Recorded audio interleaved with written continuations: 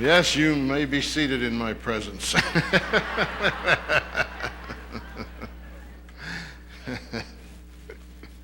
It's really a wonderful thing to know what's going on in Israel in the way that we know.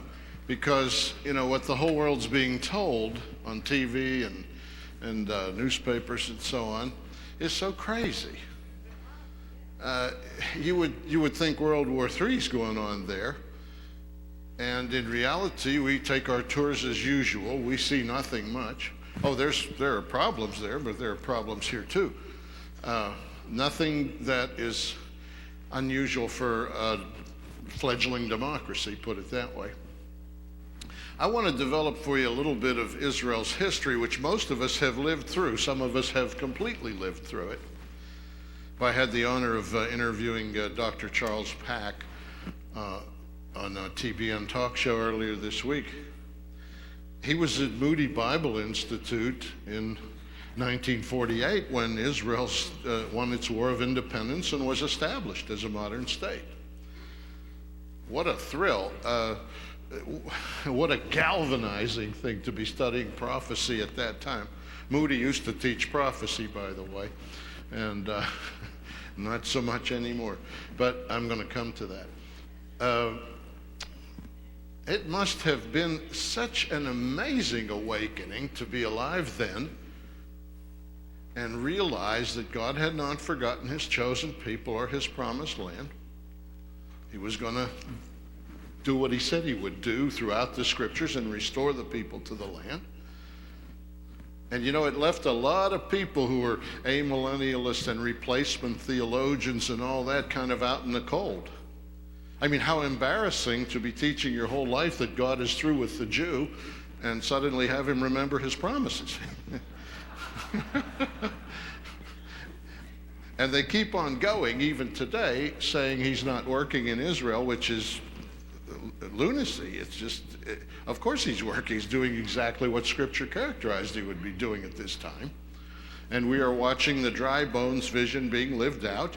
Indeed, Israel's come back in unbelief, and we expect that. That's how Ezekiel characterized it. And little by little, they're putting together a nation, which is ultimately going to be in the tribulation and finally in the kingdom. And we're watching the birth process, and we've already got it written out for us in Ezekiel and other prophets. So we understand it in a way that the unbeliever does not. Now, when the independence came, the whole world really was on Israel's side. In 1948, the United Nations, for one, they partitioned the land. They gave a part of it to the Israelis and to the Jewish people, that they could establish their homeland there, where they were in the Bible days.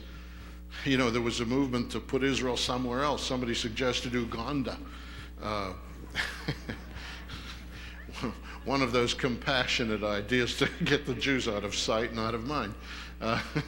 It's a crazy idea. Israel is full of Jewish archaeology, Jewish history, the Jewish language. The people belong in the land, and they knew it then. Everybody knew it. The Russian communists knew it. They voted for it. Everybody was in favor, except, of course, the people of the neighborhood who, from biblical times to now, have always chafed under the presence of the Jews, and especially of the God of Israel, who they always bring with them. Yeah. If you have a false God, let's say it like it is, and somebody comes and moves in next door with the true God, you got a problem with that. Yeah. And when they declared their independence, the Arabs attacked. 5 nations attacked a bunch of people. I don't even want to say a nation, because Israel just simply declared its independence. But it wasn't like our Declaration of Independence, where we were at least a bunch of people speaking English, talking to each other, and we're away from the enemy by a long, long supply line. We're on this side of the Atlantic, and the British were on their side, and we had certain things going for us. Let's understand, in 1948, most of the Israelis could not speak to each other because they spoke 80 languages. I mean that. They came from so many places that they almost could not communicate. They also did not have an army or a navy, of course. They had handguns. They had single-engine airplanes which weren't effective. They had hunting rifles, maybe. And somehow their God came through and they won that war of independence and won it hands down. It chased away all those disciplined armies. And they began a country. And in the 1950s, we saw immigration. The Jewish people from all over the world started to really come in great numbers, and they built the kibbutzes, and they planted the land, and they drained the swamps, and they planted trees. You know, our tourists always stop and plant trees. It's something a pilgrim wants to do. The scripture says, when ye be come into the land, ye shall plant all manner of trees. And so we do that. My ministry, to my knowledge, has planted about 20,000 trees. We've taken so many tours. I've taken 70 tours to Israel. And on every one of them, we've planted trees. But those aren't the important ones to me. The trees that are important to me are the ones that I planted in 1948 when I was in Sunday school at the synagogue. And the teacher told us to bring a dime every week to buy a leaf. And we brought our dimes, and she would paste a paper leaf on a cartoon of a tree on the blackboard. And when she'd pasted 30 leaves on the tree, she would send that $3 over to Jerusalem, and they would plant a tree, and some of those trees over there are mine. By the way, you can plant trees with our ministry, or most any ministry, but get in touch with us and we'll see that your tree's planted for you. They have planted 600 million trees. Can you believe it? They've planted more trees than there are people in the United States, twice the many. And the land is a good land again, and the animals are back, and the soil is good. And as Isaiah said, the desert shall blossom as a rose, and Israel's an exporter of roses. I mean, they came into a swamp, and they've made a wonderful country out of it. It's easy to see when you go there whose land it is and who loves the land, who cultivates it and treats it right. So the immigrants came, and they built the place, and it was excellent. And they had some trouble. There was a war with Egypt in 1956. They won that too. Now they were finding out we're going to have to be soldiers as well as farmers, and they started a very disciplined military program. I'll tell you how they work. I heard one story about their pilots. They get 16, 17-year-old boys in there with good eyesight and good brains. And on day one, the officer stands before them, and he says, "Gentlemen, Cairo is 4 minutes from Jerusalem by air, Damascus 3 minutes, and Amman 2 minutes. Now let's begin." First, you got to get their attention.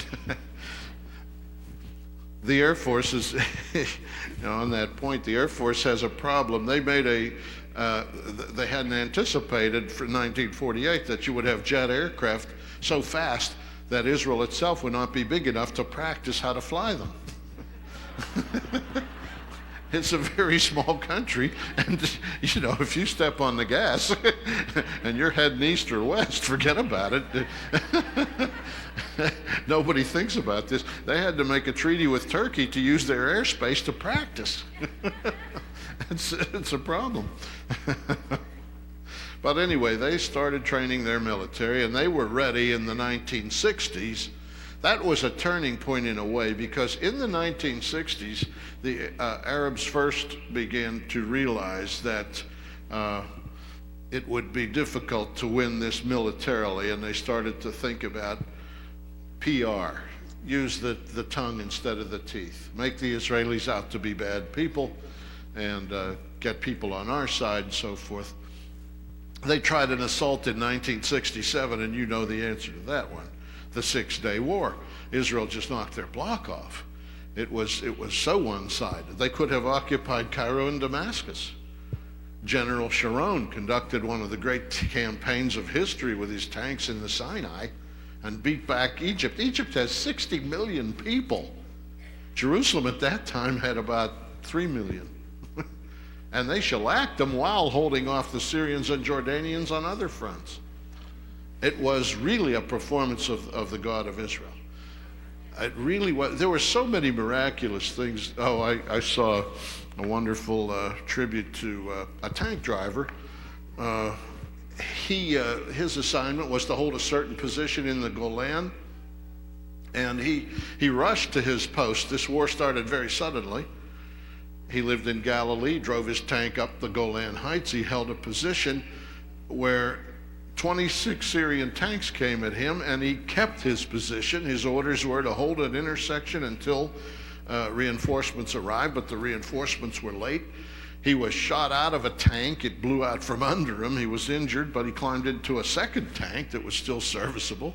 He manned that tank and still held him off, and that tank was shot out from under him, and he was wounded again, and he climbed into a third tank, and he still held that position as he was, bleeding and mortally injured, and when the reinforcements finally arrived, and they finally came and relieved him, he had held his post, and they doctored him and so on, and finally when he was conscious, they said, well, where are your clothes?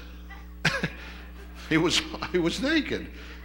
And he said, well, when the alarm sounded, I was taking a shower.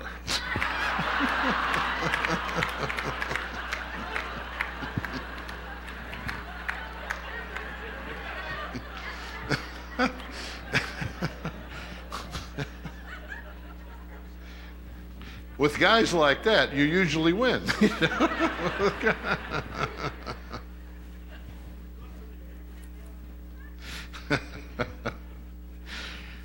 Well, it was battles like that the Arabs began to see it's going to be difficult to win. That young fellow was given, by the way, Israel's highest award, like our Congressional Medal of Honor. I remember in the little film I was watching about him, the filmmaker asked to see the medal, and he couldn't find it. He was going around his office and opening drawers and cabinets and so on, and finally his wife poked her head in. He asked her where it was, and she walked right to a certain place and got it out and handed it to him, and on her way out said something in Hebrew, which was undoubtedly, if you put things where they belong, you'll be able to find them.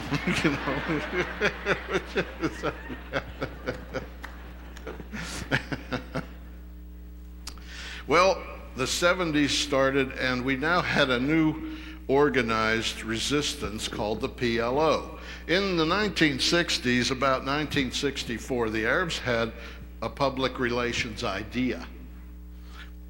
They would take the term Palestinian, which simply meant any citizen of Palestine. All the Jews were Palestinians. And they would make it mean something else. They would be the Palestinians. They'd all be Arabs in the land. And they would invent a history, and they would declare to the world, to the press, and so on, that they'd always been there, that this was their land, and so on. I imagine this started out at some meeting in a public relations office, and probably people said, oh, come on, nobody will buy that. The Americans won't buy that.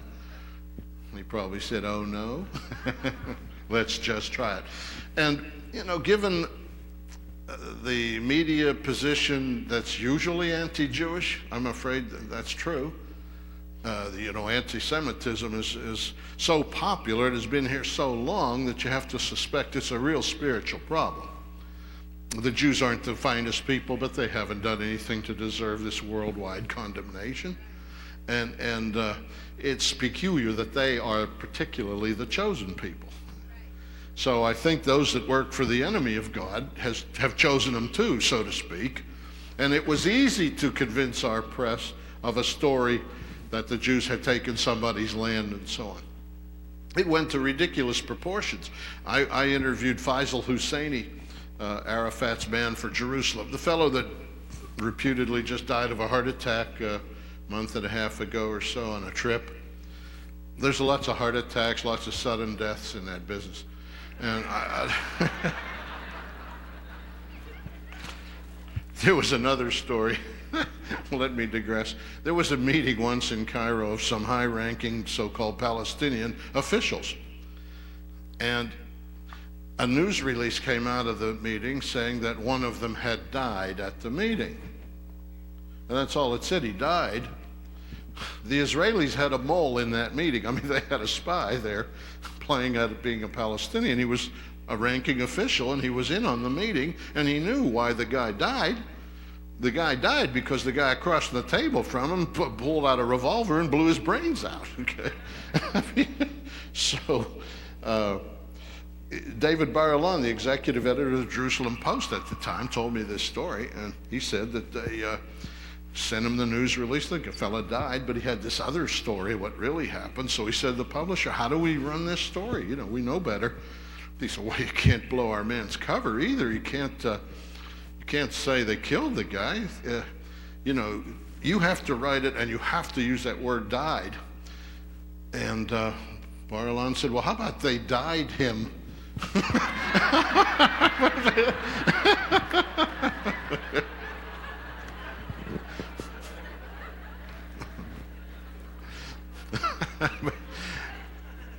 But anyway, I went to the Orient House, which was it's in the news lately. The Israelis just took it over. It was, in quotes, the Palestinian government in Jerusalem. It wasn't supposed to be. The Oslo agreements that the Palestinians signed forewent any government in Jerusalem till the question was settled. They weren't supposed to be there, but they were. And Husseini was the head man, and my TV crew over there got me in there, and I was talking to the fellow face to face. There were 25 thugs outside and inside this house with guns, and there was no arguing with them, of course, but I wanted to hear what he was going to say. And he treated me as a typical journalist, a stupid American reporter, and he tried some of his best stories on me, and I just clammed up and listened and took it all down on videotape. He said, for example, the Palestinians had been there from time immemorial. Now, I know they date from 1964. They weren't even there. Well, in 1948, for example, the Jerusalem Post, the Jewish newspaper, still published every day, was called the Palestine Post. The country was Palestine. Everybody in it were Palestinians. Isn't everybody in America Americans? I mean, we have different colors and different religions, but we're all Americans. Well, that's all. So it would be crazy for one group to, other than the Native Americans, to say we're the real Americans. The Indians could say that here, but you know, in Israel, the situation's different. The Israelis are the Indians. They're the originals come back. That's right. Yeah. We talk about settler problems. Settlers are said to be on occupied land. Well, that's what happened here. We sent, European people out into the West and so on, and they settled here or there, and they fought with Indians and so on. But in Israel, it's different. It's reversed. The Indians never said they had settlers on the land. It was their land. Did anybody ever accuse a Native American of occupying this continent? I mean, their burial grounds are here. We know they were here before us. Nobody has the temerity to say those are our burial grounds. Well, I'll tell you what, Abraham, Isaac, and Jacob are buried at Hebron. That's pretty early on. That's 2,600 years before the birth of Muhammad. Yeah. Well, anyway, Husseini, I baited him with a question. It was the period when Jerusalem was celebrating its 3,000th Jewish birthday.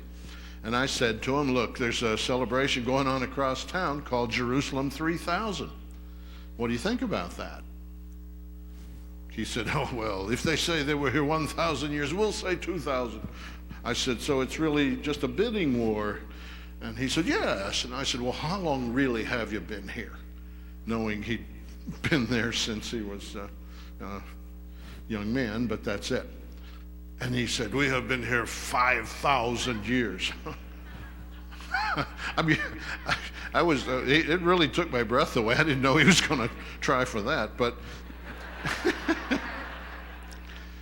See, when the Russian communists perfected, they said when you tell a lie, tell a big lie. If you get people to believe something tremendous, you might fall back another 1,000 or two, but if he could establish 5,000 in my mind. And there's another reason, Abraham, it's published in Scripture, was there 4,000 years ago. So he gave himself 1,000 years leeway, and he said 5,000. I said, I've read the history and looked in the Bible some and so on, and records of the past are a little murky, but I don't remember seeing any Palestinian references, especially not way back then. How do you figure 5,000 years? He said, well, the people that were in the land, the Canaanites, the Jebusites. I said, yes. He said, I count them all Palestinians. Well, when I got home and made the program, I couldn't say anything right there. I just went on. But when I made the program, at the end of it, I said, well, and I count all the American Indians to be Latvian Jews, and this is my country.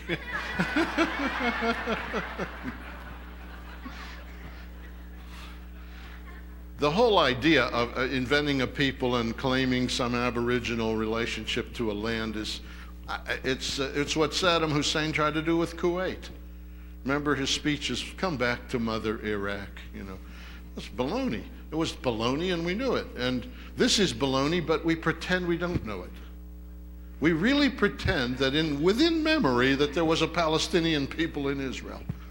There never were. There were simply Arabs living in the land, and no problem. I mean, the Arabs of the land did not give much trouble till recently, till Arafat came in, to tell you the truth. When he arrived, trouble began and never has stopped. And that's what happens when you elect a professional killer to be your leader. I mean, what do you expect from a terrorist but terrorism? And, I say elect. Arab elections are a little bit suspect too. And Egypt, which is the most democratic of the Arab countries, had an election for parliament a couple of years ago, and 60 people were killed at the polls. You don't just vote, you have to know how you're supposed to vote.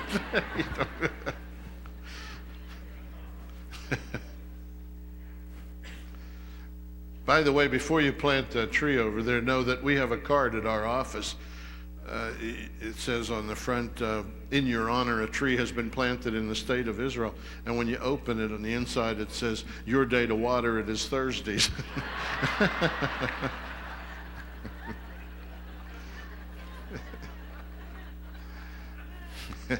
Anyway, Husseini had a heart attack, they say, and to speak as kindly as possible of the dead, he just didn't tell me the truth. And he's out of business now, and the Israelis took the Orient House. And let me tell you, that's significant. How do you win a war? You fight on the battlefield, you take a lot of casualties, and by gosh, you occupy the other guy's government. That's what we did in Germany. That's what we did in Japan. We didn't stay there, but for a time, we occupied their government and we governed their people. We gave the rules. General MacArthur was the emperor of Japan in effect while he was there, and they had to listen. Well, we took 1 million casualties doing that. The Israelis are taking some casualties, but 15 here and 6 there and 3 here. But they have taken the government buildings of the Palestinians. They took Abu Dis as well, a suburb in which the Palestinians had built what they called a parliament building.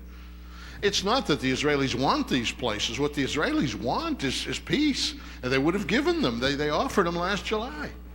Move your whole government here. You're welcome. Just, let's have an end to it. Let's be productive. Let's be neighbors.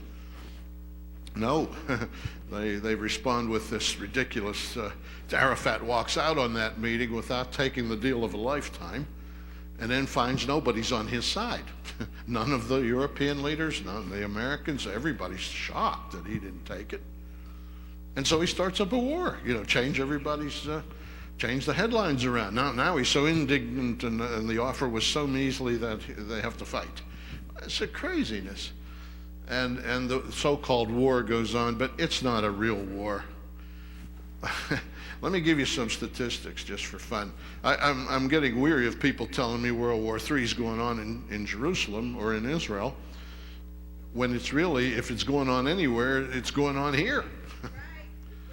Let me tell you, I've got some statistics with me. I've got a list of American cities the size of Jerusalem, give or take. Jerusalem's exactly 672,000, so I have cities from Atlanta, which is 416,000, to Jacksonville, Florida, which is 735,000. My statistics are from the FBI, the 2000 U.S. Census Bureau, and the Israeli police. The murders in American cities that are exactly the size of Jerusalem, say Baltimore, Maryland, or Washington, D.C. Well, Baltimore had 261 murders last year. This is for the year 2000. Washington had 232. Jerusalem had 2. Oh, you doubt that? There were 2 people killed as a matter of murder, or a robbery, or an argument, or whatever. Somebody got, the police call it a homicide, 2 times. As to the intifada raging around, for all the publicity you've heard, for all the long days on CNN, for all the hand wringing and so on, you have to add 3 more, total of 5. The State Department, whose offices are in Washington, is telling you not to travel to Israel because it's too dangerous. Washington is more than 100 times more dangerous than Jerusalem, and Washington's not having an intifada. There is no war there. These are raw numbers. I mean, they're very true. Just for fun, I mean, some of our least dangerous cities of the same size would be Austin, Texas has only 33. See, Denver, Colorado, 32. Those are the only ones in 2 digits. Then they go up into 3 digits against Jerusalem's 2, plus 3 of the political. Now, you add in this year the pizzeria bombing. That was a tragedy. I'm terribly sorry it happened, but it was 15 more. That doesn't put it even in a category with our least. And I asked a professional odds maker, by the way, if Jerusalem was dangerous, and he laughed. Of course not. Not even now. And the tours that I take through this period, so-called intifada, well, we don't go where the action is anyhow. It's at Gaza, it's at checkpoints and so on. People are shooting, people are getting hurt, but still the total of the whole country of Israel is about 150. I'm talking about the Jewish population. I can't trust the numbers from the other side. But anyway, of the Jewish population hurt in these exchanges, there have been 150 people in about 11 months. So again, it's way, way, way down the list. It doesn't compare to the casualties in American City in peacetime. Even at checkpoints and army posts and so on where there is action. But I try to persuade my people we're not going there. We're going to biblical sites. We're going to Galilee. We're going to the Dead Sea. We're going to Petra. We're going to Jerusalem, but West Jerusalem, not where there's action. What's really going on is Israel's being prepared for its place in the tribulation. We're rendering it to be hated of all nations. That's how the Lord described it in Matthew 24:9. The Antichrist has got to have a reason to invade Israel, at least at Armageddon time, with all the armies of the world in effect. We had to have a reason to fight off Iraq when they invaded Kuwait. We had to convince 21 nations to line up with us and make a coalition. That made it look better. It would have looked awful for a country our size to go after Saddam Hussein and wipe them out. But if we had the Egyptians, even the Syrians, people like that marching with us, it'd look better. It'd look like a United Nations effort. Mostly we did the shooting and the British, but anyway, we got the job done, and we had plenty of other soldiers with us. There was a story from that. The Iraqi generals went to Cairo during the 6 months when we were warning Hussein before the shooting started and so on, telling him to get out of Kuwait. They went to Cairo because we were trying to romance the Egyptian generals to come and be on our coalition. So they sent their generals over to talk to them about not joining our coalition and siding with them as solidarity among Arabs and so on. But a reporter noticed that each Iraqi general had a food box with him, a cooler. and he surmised that they were afraid the Egyptians were going to poison them. And I felt like writing a letter in saying, look, I'm very experienced at traveling in the Middle East. It isn't a question of them particularly wanting to poison the Iraqis. The Egyptians poison everybody. When my people go from Israel, they carry food from there too.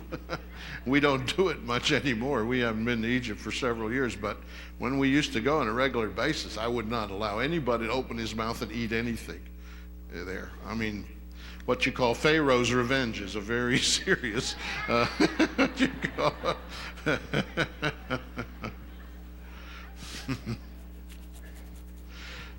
But anyway, back to the development of Israel through our lifetimes. In the 70s, there was still another war in the 73 war, much the same story. This time the Arabs attacked on Yom Kippur, on the Day of Atonement. That was a cowardly thing to do. Every nation has a sacred holiday, and the soldiers were not attending their posts. The people were fasting and so on. And so the Arabs got in a first punch. And all this supplied with Russian weapons, even though the communists had first voted Israel into being. Now they wanted to get that democracy out of there. And they lost again, though. The Arabs shellacked again. And now they decided in earnest that these new Palestinians would operate a propaganda campaign against Israel. And they started the boycotts. You remember waiting in line for gas, I'm sure. And it was supposed to be the Israelis' fault. I mean, the Israelis act so bad that they make Arabs do bad things and hold back their oil. It was the reasoning. And somehow our press bought the thing. We began to examine the Israelis as bad neighbors, as brutal, as powerful. 4 or 5 million Israelis coming down on 200 million helpless Arabs.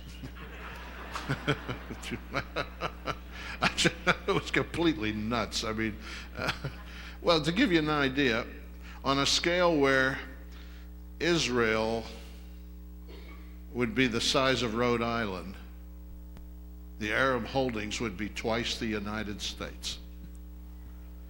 640 times more land is held by the Arabs than Israel. And Israel is one of the only lands in the Middle East without the natural resources of oil, coal. They have to buy everything every place. And they still have built a wonderful modern nation running like a watch. This can only be God helping, and the whole world knows it. I think what the Arabs really find so obnoxious in their heart of hearts is that the real God's winning out and theirs isn't. Their people are poor, they're behind. Yeah.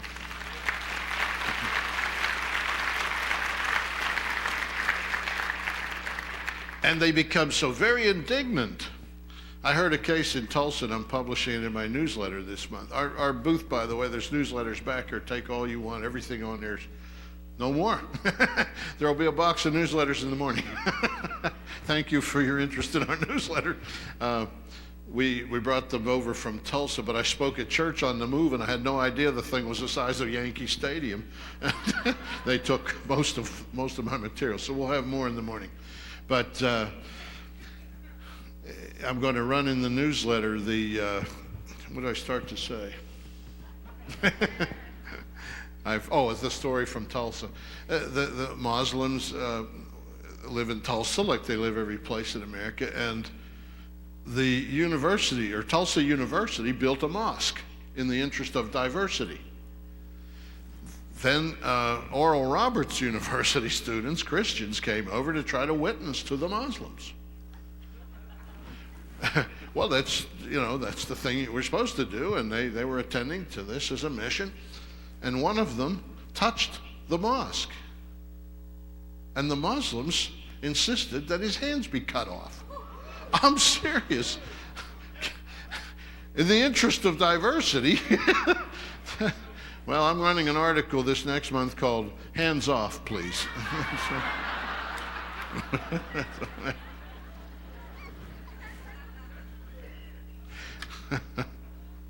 Well, the boycott, though, started people talking, anti-Semitic people, people that, you see columns in the newspaper or letters that are so upside down, those terrible Israelis kind of thing.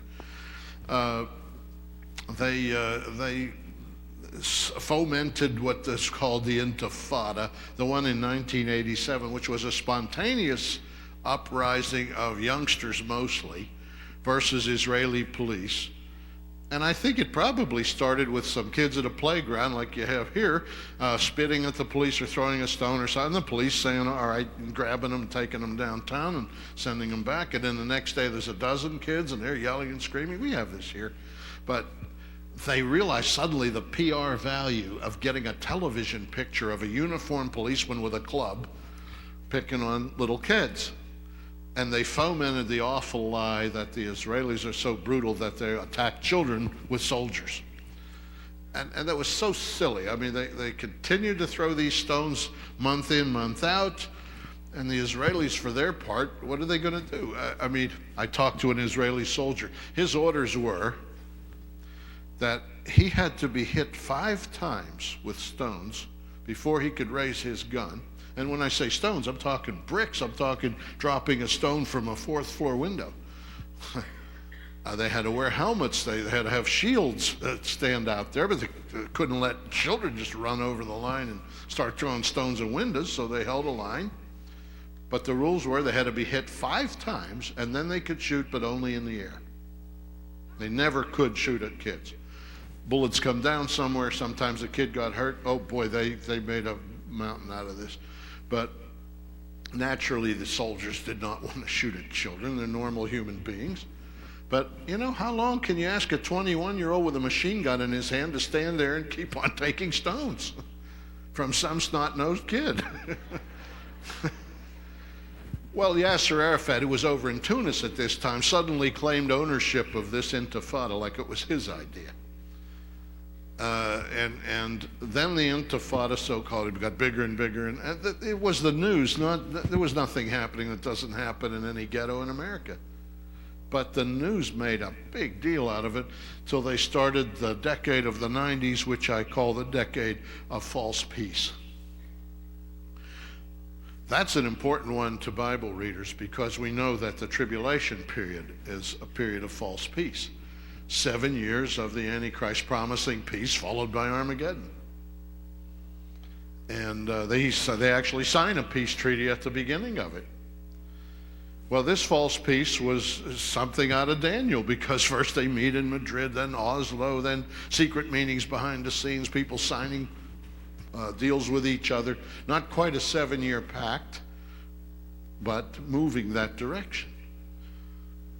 So that now it's like we're watching the last act of a play, and all the scenery is there, and the Antichrist is standing in the wings waiting for his cue, and somebody just has to do the right thing or say the right thing, and he'll come on stage and play his part. And he will hardly be noticed because we have one guy after another riding up with these peace treaties. I mean, George Tennant and Mitchell and Powell, and one guy has this idea and one guy has that idea. It's all such a silly waste of time, too. You can see from, if you know some scripture that first off, there's not going to be peace till the Prince of Peace comes, of course. And second, I mean, if you're a logical human being, you understand that no government official from America is going to propose something everybody's going to love over there. This is God versus Satan. This is a battle that started on the first page of the book of Job. The devil was going to and fro in the world looking for trouble. God said, "Hast thou considered my servant Job? Job is righteous." Job was a type of the chosen people, of a good man. The devil said, "Oh, Job is rich. No wonder he's happy. You take away what he has and he'll curse you to your face." God said, "If you think that, you don't know Job." And he took the challenge, and he took away everything Job had. And poor Job, he was smitten. He didn't understand. His friends told him it was his sins and so on. And no counsel was correct. He irresistibly knocked down flat. But he did not curse God. He said, "Yea, though he slay me, yet will I trust in him." The devil lost that one, and he's still mad about it. He won with Cain and Abel. He lost on Job. And he's still provoking the unrighteous to go after the righteous. At the moment, he's provoking practically the world to get after Israel. As if something's going on there. As if, this so-called war at its worst, again, does not begin to match any American city. Not the least of them. I could go into small towns that still have more than 2 murders a year. I could go to towns of 5,000 people that have 10 murders a year. You know that. If you've been to Jerusalem, you know how safe it really is. But getting into a terrorist action and getting hurt is like getting hit by a meteor, for heaven's sake. It's not going to happen in 1,000 years. From 1948 to this day, not a single pilgrim in a guided tour has ever been harmed in Israel. Not even one.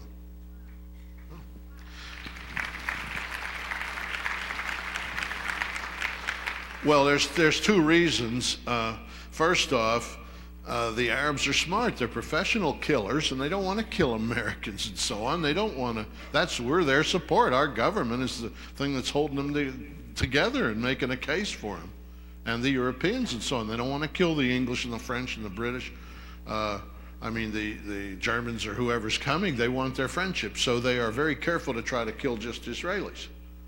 But the guy that walked in the pizza parlor underestimated that some visitors like pizza and are going to walk into a predominantly Israeli neighborhood, mainly because they're not on a tour and they don't have a guide.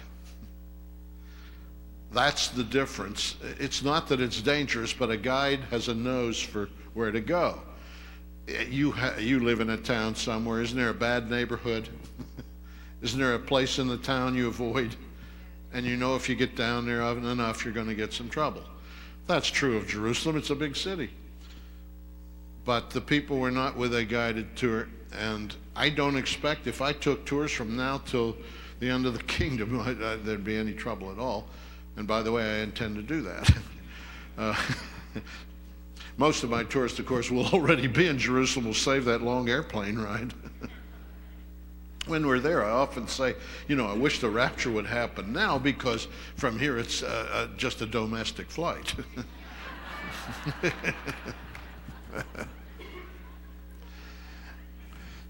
A sad departure in all this negative stuff about Israel is the seminaries. I mentioned Moody before, in Dallas Seminary, in Talbot and Biola, and I could go on and on. The seminaries have turned their backs on Israel. Christians have waited 2,000 years to see just such a situation as this. The Jews in the land, pressure, trouble, something to bring the Antichrist. And just when it happens, they turn away. I think their motive is love of money. To tell you the truth. Well, here's what's going on. The seminaries are building buildings, hiring professors, getting bigger. Oh, they feel good. There are lots of big meetings, lots of lunches in nice places. Moody has founded its own bank. A bank. Yeah, the Moody Bible Institute's the D.L. Moody Trust Company. It's a bank. Now, when you have a bank, the last thing you want to tell your big investors is, the end is near.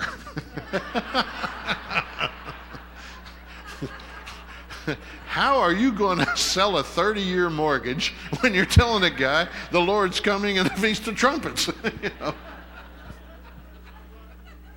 That's what banks do. They sell long-term notes. I have a suspicion I've with my long pointy nose, I have really smelled something. They quit teaching end times prophecy because it turns donors away. If you love money, you give up prophecy for it. None of the men that are teaching you here love money more than they love prophecy, I can tell you. And this is not a big money business, teaching people the scriptures, and we don't expect it to be. It's an honored business. I'm a Levite. It says in Deuteronomy 10:8 and 9, it's up to my tribe to bless the people and minister to them in God's name, and that's what I'm doing, and I love it. I don't care what I'm paid for it. I don't even know.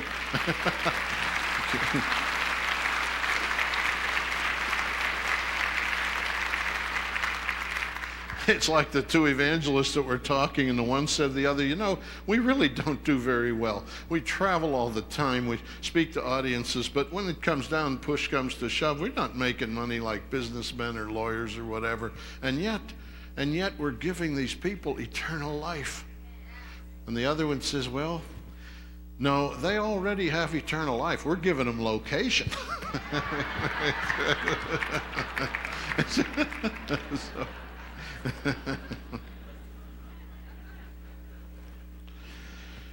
Well, know this. As this decade of the 2000 to 2010 comes on, what I've related to you is the 40s were about independence, the 50s immigration, the 60s the Palestinians came to be, the 70s were the boycotts, the 80s were the intifadas, the 90s false peace. Whew, it almost sounds like it's time for the tribulation. Before I forget to say it, Feast of Trumpets this year is September 17th, okay? If you're witnessing to somebody, even if they don't want to hear it, say 3 words: I'll be leaving. Then if you leave, believe me, they will not believe a delusion of the Antichrist. You'll have been there first with the truth. And if you have time to say it, remind them this decision is for all the marbles. There's no more important thing than this. Know that news from Israel is like a highlight film that you see on the sports channel. You know better than to imagine that every baseball game is nothing but soaring home runs, or every football game is nothing but heroic touchdowns. Actually, it's a long game, very boring. Somebody said baseball is a way to pack 15 minutes of excitement into a 3-hour show.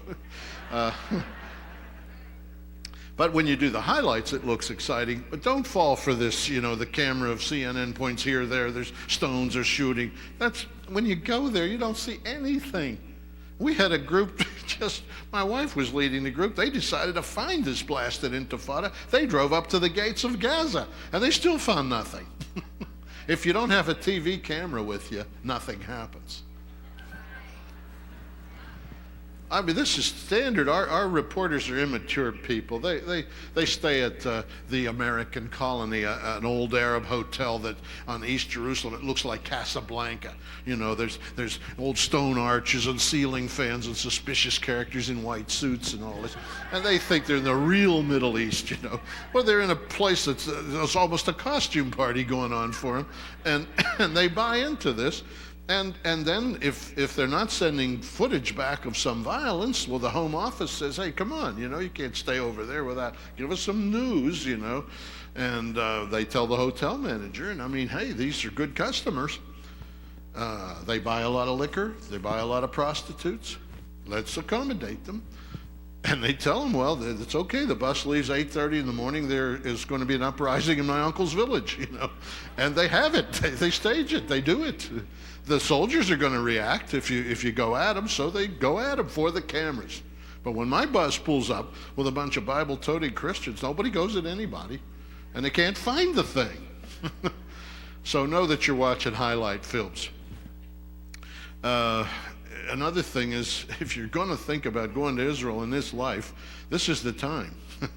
If the tribulation's right around the corner, you won't be there to go to Israel. You'll be in the balcony, of course. That's the right seat for this.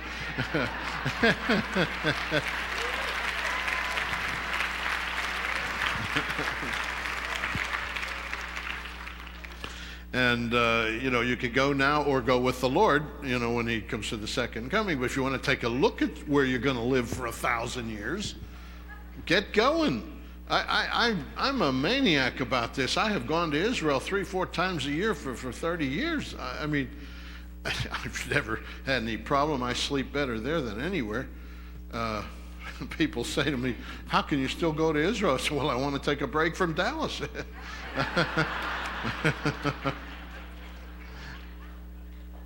And when I talk about this rapture, of course I'm talking about it before the tribulation period. I don't have to say that now. I suppose that Bible people understand that's just the only system that'll work. I learned something real interesting in Tim LaHaye's latest newsletter. He and Tommy Ice put out a newsletter from the Pre-Trib Research Society. They're having to, create a society to hold on to the doctrine that the rapture comes before the tribulation. That seems a little crazy, but that's what they got to do. And I speak there usually every December. But anyway, they ran an article, and they quoted Dr. Walvard, an unquestioned expert, and he said, there are no post-tribulation rapture prophecy conferences. I never thought of it. Did you ever hear of one? Did you ever hear somebody having a conference to teach that the rapture's after the tribulation? And he gave a reason, to make a post-tribulation or mid-tribulation rapture. You have to leave out a bunch of scripture and spiritualize it, so-called. And they can't agree on which should be spiritualized and which should be real. All the different teachers have different views. Whereas I think all the teachers on this podium would agree on virtually every point. We believe the whole Bible. We're not spiritualizing anything, not a single verse. And therefore, we come to the same conclusions. If I came to a different conclusion, I would tell you, but it's before the tribulation. The tribulation's coming right up, so look up, your redemption draweth nigh.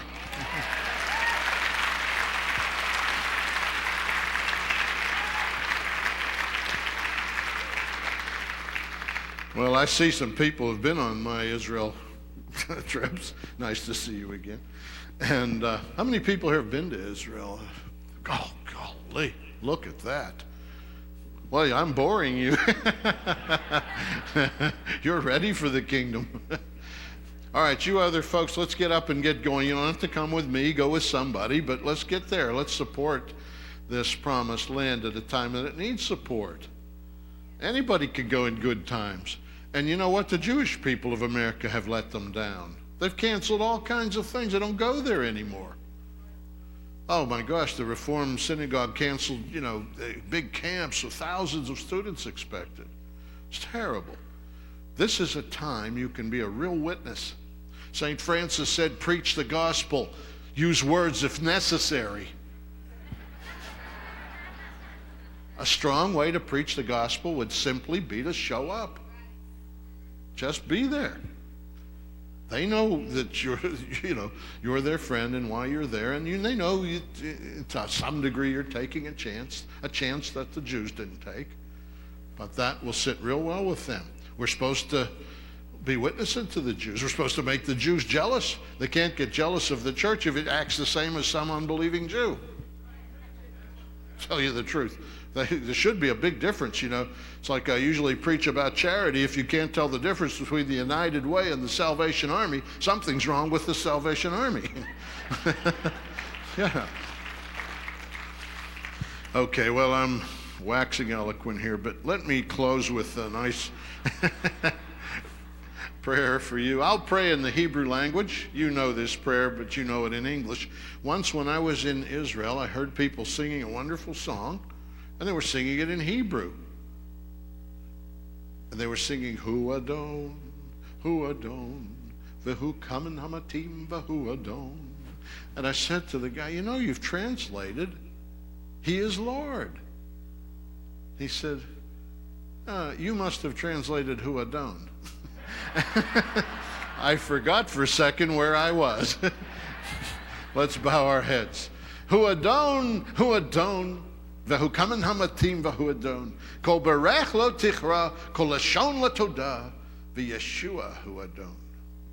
He is Lord, He is Lord. He is risen from the dead, and He is Lord. Every knee shall bow, every tongue proclaim that Jesus Christ is Lord. Amen. Thank you.